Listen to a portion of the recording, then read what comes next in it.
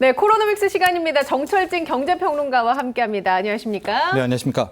드디어 결정이 됐습니다, 평론가님. 그렇습니다. 저희가 몇 주째 얘기를 했었는데 재난지원금 대상과 규모가 확정이 됐습니다. 하나씩 좀 자세하게 알려주시죠. 네, 일단 소득 하위 80% 기준을 유지를 했습니다. 그랬는데 이제 신문 보도를 보면 뭐 88% 이렇게 예. 나오지 않습니까? 소득 하위 80%에다가 조금 더 융통성을 뒀는데요. 이제 크게 두 가지였습니다. 맞벌이 가구와 1인 가구입니다. 1인 가구 같은 경우에는 기존의 소득 기준을 버리고요. 예. 5천만 원입니다. 5천만 원 이하라면 모두가 다 이 재난지원금을 수령할 수 있게 됐고요. 예. 맞벌이 가구 같은 경우에는 플러스 1을 해줍니다. 이번에 가구 수 기준이잖아요. 네. 근데 4인 가구의 맞벌이라고 하면 소득 기준은 5인 가구를 적용받게 된다. 이렇게 보시면 될 것 같아요. 그래서 늘어난 퍼센트가 한 7.7%, 그래서 예. 87.7% 이하. 언론에서는 이제 88% 이하라고 나오는데요. 이 소득 기준이 좀 어려우면 지금 표가 잠깐 나오고 있지 않습니까? 네. 건강보험료를 완전히 커트라인으로 했습니다. 그러니까 소득보다는 저 건강보험료를 보셔야 되는데요. 예. 6월 기준이고요. 6월 말 기준이고 직장가입자와 지역가입자가 다릅니다. 지금 그래서 그럼 만약에 4인 가구인 경우에는 네. 맞벌이잖아요. 맞벌이면 그럼, 예. 5인 가구인 41만 원의 적용을 받는 그러니까 거고요. 두 사람의 건강보험료를 합쳐서 41만 4,300원. 한 40만 원이면은 4인 가구 돼도 받게 되는 거죠. 맞벌이인 경우에는. 다만 예, 예. 4인 가구의 외벌이 같은 경우에는 40만 원이면은 못 받습니다. 아, 그렇군요. 네. 그래서 또 이제 예. 맞벌이와 이제 외벌이에 또 형평성 논란이 나오고 있고요. 뭐 지난 시간에도 계속 말씀드렸지만 이제 그 경계선상 그 10,000원 차이로 왔다 갔다 하고. 몇천 원 가능성도 있죠. 예. 예, 저렇게 되면 건보료 기준으로 따질 테니까요. 네네. 소득이 아니라. 그렇게 될 경우에 지금 당국은 최대한 이의 신청을 다 받겠다라고 이야기를 하고 있고요. 예. 지역가입자 같은 경우에는 이게 2019년 기준 아니겠습니까? 이 경우에도 뭐 프리랜서라면 해촉증명서라든가 아니면 뭐 사업자라면 그동안 소득 준 거를 다 반영한 그 건강보험료를 최대한까지 반영하겠다라고 이야기를 했으니까요. 아마 향후 상황을 봐야 될 것 같고요. 실은 우리가 재난지원금 이야기만 하지만 또 한 축이 소상공인 지원금이 있습니다. 예. 이거 역시도 최대 2천만 원까지 가게 되는 것이고 이 부분에 있어서도 따로 이따 설명을 해드리고요.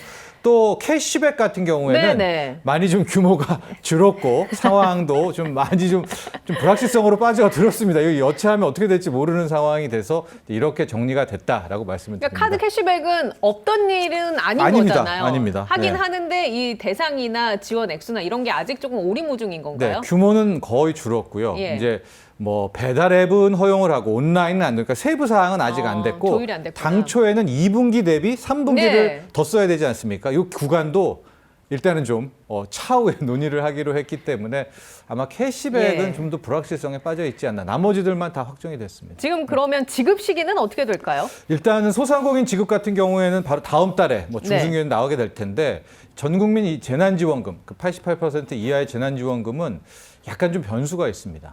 왜냐하면 저게 요번에도 이제 바우처 형식으로 가거든요. 신용카드에도 주거나 아니면 캐시카드에도 주거나 어르신들은 이제 지역센터 동사무소에 가서 이제 그 쿠폰으로 받게 되는 이런 경우인데 지금 이게 온라인은 또 배제하려고 하거든요.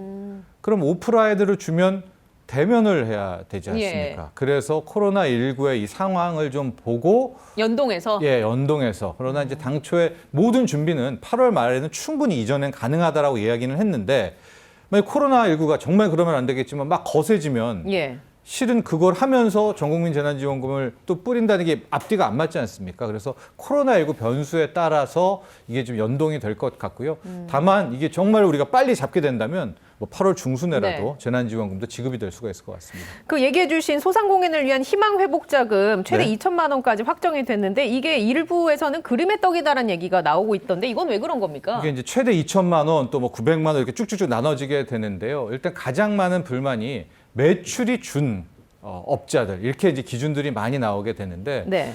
대부분의 이제 소상공인 같은 경우에는 이제 박리담회를 많이 했다 힘들어서 그러면은 매출은 크게 안 줄었음에도 불구하고 순이익은 뭐 마진은 완전히 떨어졌을 것 아니겠습니까? 예. 그랬기 때문에 거기에 대해서 매출 기준으로만 이렇게 하는 것이 좀 안타깝다라는 불만 소리가 좀 나오고 있고요. 아예 간이가세한 부분들은 그 신고 안 한 이분들 네. 같은 영세 소상공인들은 자료가 없죠. 그렇죠. 이분들 같은 경우에 대한 뭐 목소리도 함께 예. 나오고 있고요.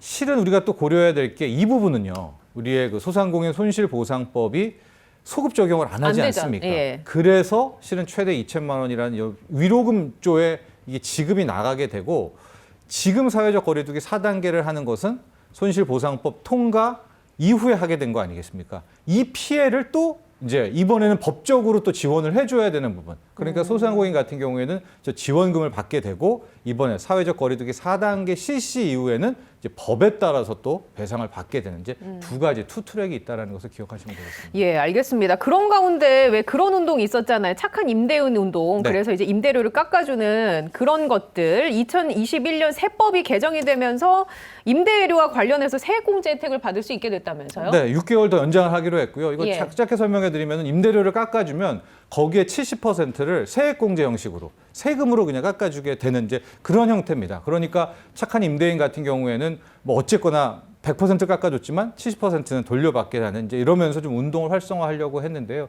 이 취지가 더 좋아가지고 더 연장하고 이제 입법으로 상소를 하려는 그런 움직임이 보이고 있고 또 하나가 많이 좀 이슈가 됐던 게 그 깎아줬는데 그 소상공인이 폐업을 한 경우에는 예. 분명히 도와줬잖아요. 네네. 이 임대인은. 그런 경우에 인정 못 받는데 이번에는 폐업 소상공인 지원분까지도 다 포함이 된다라는 게 있고 이것과는 별도로 좀 사회적으로 서로 이게 나눠주기에 그런 좀 큰 분위기를 만들기 위해서 기부금 같은 경우에 현행 15%거든요. 1,000만 원 초과분에 대해서 30% 한도로 이것을 이제 크게 2천만 원까지 개정안을 통해서 좀 기부 문화와 좀 나눔에 대한 예. 문화를 확산하기 위해서 또 이번에 같이 세법 개정이 이루어졌다라는 것도 말씀드립니다.